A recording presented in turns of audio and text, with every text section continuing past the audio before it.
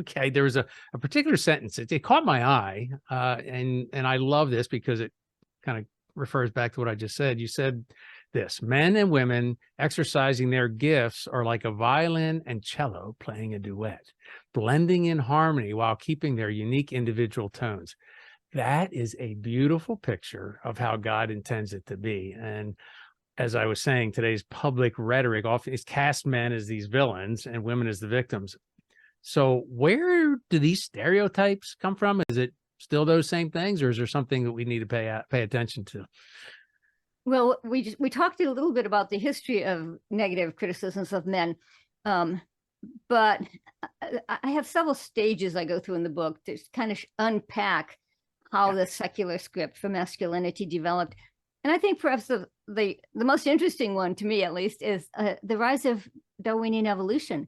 We usually think evolution is a matter of, genes and fossils and so on, Right. but it had a huge influence on secular concepts of masculinity, because Darwinian thinkers began to say the men who came out on top in the struggle for survival had to be rugged, ruthless, brutal, savage, barbarian, and even predatory. Oh, wow.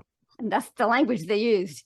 And so for a man to recover his authentic manhood meant to recover the beast within, get in touch with the biological instincts for lust and power.